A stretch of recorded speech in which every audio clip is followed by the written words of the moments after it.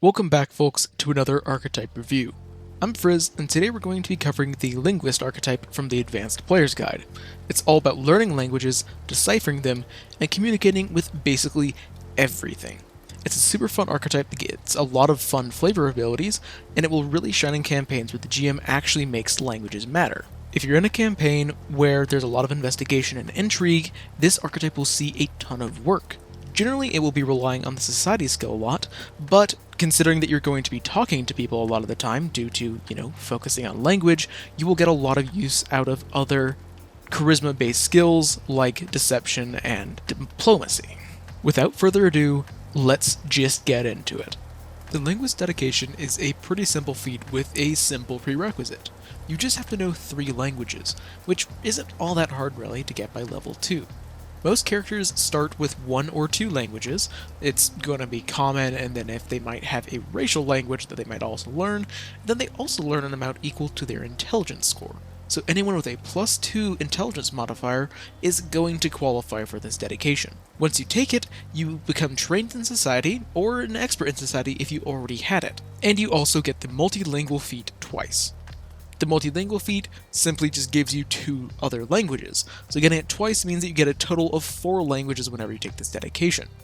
Additionally, whenever you become a master or legendary in society, you learn another language, meaning that a linguist who is legendary in society learns a total of 8 additional languages from taking this dedication. Essentially, you're going to be able to communicate with basically everything under the sun.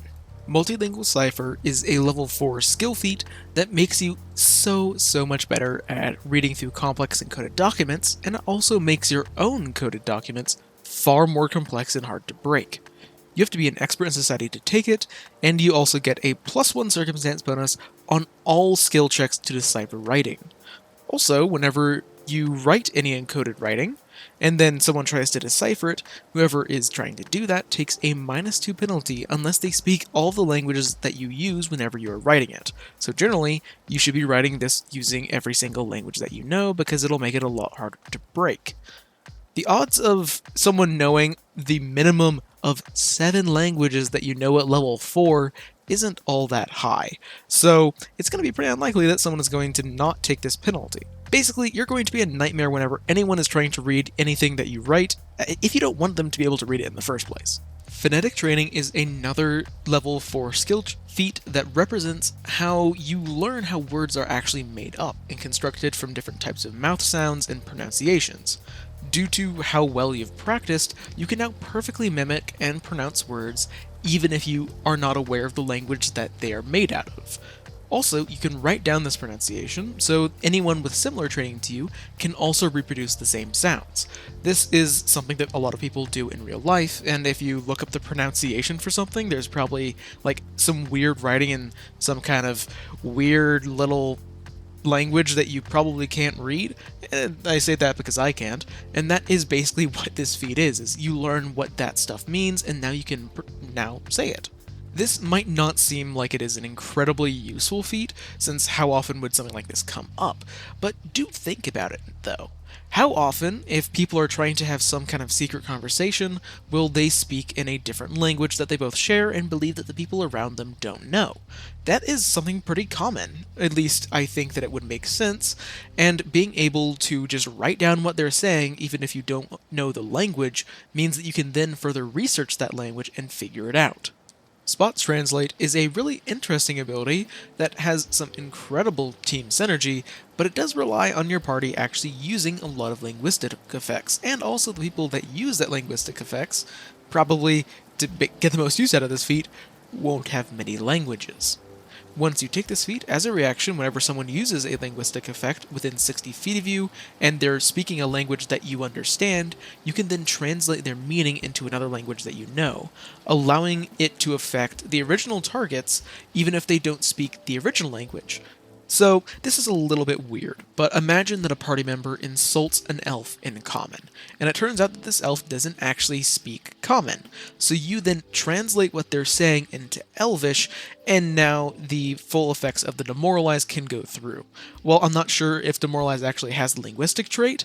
I feel like it should, because it doesn't work on things that don't understand what you're saying, so that feels like it should have the linguistic trait. Anyway, this is very situational, but if your party likes to use a lot of linguistic effects, then this can be incredibly useful, as really, linguistic effects are limited by the amount of languages that a user has, and Spot Translate effectively allows for you to use your absurd list of languages known and kind of replace and improve an ally's languages that they know. It's a very fun ability. For those of you who don't know, like me before I wrote this video, an idiolect is the personal dialect or habits of an individual. For example, I certainly have particular filler words that I like to use, and other words that I tend to use over others. And you guys watching this video are almost certainly more aware of them than I am, because I just don't notice them as being unusual. The Analyze Idiolect feat is a really interesting feat that requires that you're an expert in both deception and society, but it makes you an amazing spy. If you spend 10 minutes interacting with someone, you can really focus on them and analyze their idiolect, and then now you can impersonate them and speak exactly like them and choose all the same words. If you later try to impersonate them using the deception skill, you get a +4 circumstance bonus to your deception checks and DCs. You can't memorize more than one person at once though, because this is a lot of information to take in, but this is insanely powerful whenever it comes up. A +4 in 2e is a monumental bonus, and that means that you're going to be incredible at impersonating people that you've studied, and that makes a lot of sense. Word choice is one of those things that every single person does differently, and to people familiar with that person, it's going to be a big tell that they are not who they say they are. So being able to memorize that, would realistically make a huge difference on how well you can impersonate them. Another word to learn today is Shibboleth, which is essentially a phrase or certain pronunciation that represents a group of people or just some nebulous group of individuals. In a certain sense, sharing these shibboleths helps people relax around people because they sound similar and implies shared experiences that they've had. To put it in simple terms, if you've ever traveled away from your hometown from a period of time and then you come back, you're probably going to recognize that there's phrases or pronunciations that are native to your hometown and nowhere else, and it feels oftentimes pretty comforting to be around people who share your experiences and talk the same way as you, and that is what a shibboleth is. Now, getting back onto the subject of Pathfinder, the Read Shibboleth feat requires being a master in society, but then after spending 10 minutes interacting with someone, you can try and read their shibboleths to learn a bit about their background. You automatically learn a minor fact about them that would be something that you could actually learn from about their mannerisms and how they speak. If they're lying about their social background, though, then they get to make a deception, society, or a relevant lore check against your society DC. On a success, then you get a fact that is consistent with how they're portraying themselves, which is probably not going to be a true fact. The great part about this feat is that you don't have to make a check, so you're probably not going to be getting false information unless they are lying. Once you do actually learn a true fact about them, then you can incorporate this into your mannerism, and you start actually acting like them, and you incorporate their shibboleths into your own speech. And this allows you to get a +1 circumstance bonus on diplomacy or deception checks whenever you make them against them, as since you feel more familiar to them, you get around their guard and just make them feel relaxed and at home. For all of the GMs out there, I'm just going to be putting this out here that you should try and make the minor fact that the PC learns is both relevant and also minor. You don't want to be giving away huge plot details, but it kind of sucks to take a feat and then not get anything really useful from it. So maybe don't just give away the hometown that this person grew up in, unless that is a really important detail. But maybe give away the fact that this person has clearly spent a long time in the underground or around criminals. That is not like a game-changing sort of information to hear, but it might be a little bit telling about who this person is or where they've come from. The Crude Communication feat is the capstone for the Linguist Archetype, and it's going to be your go-to ability for dealing with creatures that you somehow don't share a language with. By this point, you probably know a minimum of 9 languages, so that isn't all that likely to not share a language with someone, but it's bound to happen at some point. Also, from personal experience, I can say that some dialects of common languages can certainly get distinct enough that it gets very difficult to understand people. half of my extended family is Scottish, and it takes active concentration from me to figure out what they're saying, and I'd imagine in a fantasy world that would be even more extreme. So having the ability to communicate with people, even if it's something where just normal language doesn't work, is important. Crude Communication takes 10 minutes to use, and you have to interact with someone who can speak a language, though presumably it's not a language that you know. Once you finish this 10-minute period, you then make a secret society check versus a DC appropriate for the DC of the language that they are speaking. Meaning, I don't actually know exactly what this DC would be, but it's something that would be reasonable, so if it's a super, super, super rare language or that it's unique, that DC is going to be a lot higher than if you just don't happen to know Null. Null is not it's an uncommon language, but it's not like something that is only heard of in like ancient stories. It's something that is reasonable to know, it's just you don't happen to know it. So that would have a lower DC than something like trying to figure out what someone speaking Druidic is saying. That's literally a secret language. By level 8, these DCs should be fairly easy for you to hit, but I'd imagine that GMs are still going to be adding in a chance of failure there because the failure effect is going to be pretty fun.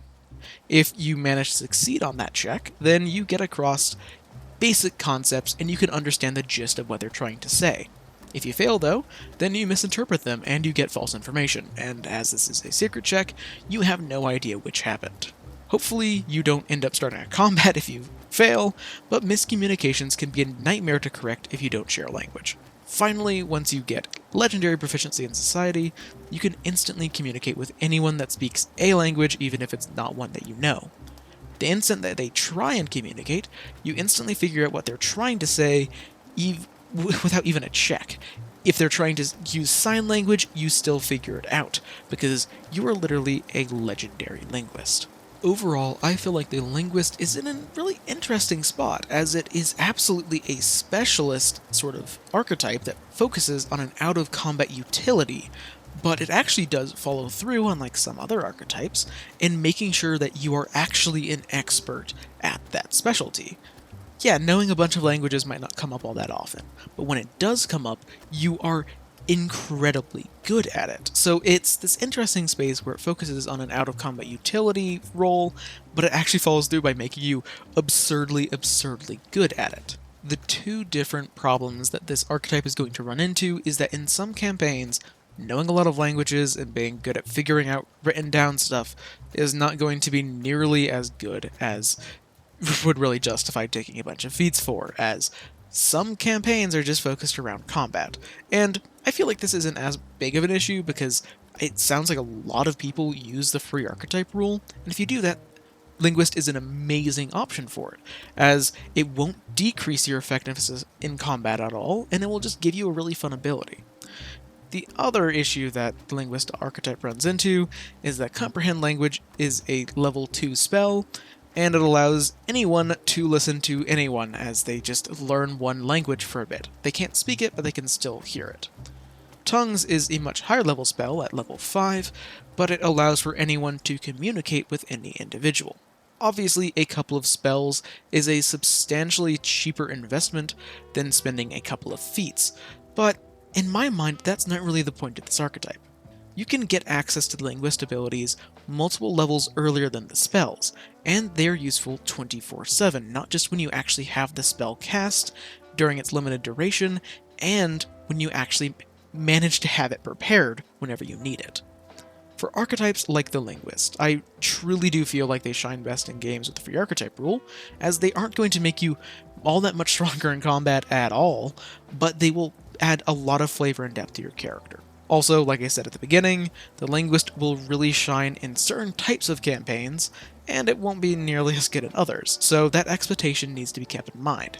If you take the Linguist archetype in a campaign that does not really care about knowing languages, then yeah, you're not going to be getting as much out of it. But if you are in the right situation, it is insanely, insanely good. Thanks for watching. I lost a bit of time whenever I was making this video, because I ended up looking up, the definitions and all that, and then I ended up falling down a linguistics rabbit hole, so I hope that no linguists in the comments are going to rip me a new one due to how I butchered the concepts that I tried to explain. Actually, that'd be engagement for the video, so that would help me learn stuff also in addition to boosting how this video gets recommended, so I'd actually love to see that. Anyway, I hope that you learned something today and you got ideas for future characters or how to play in a party with another person with this archetype. Until we see you next, live a wonderful life.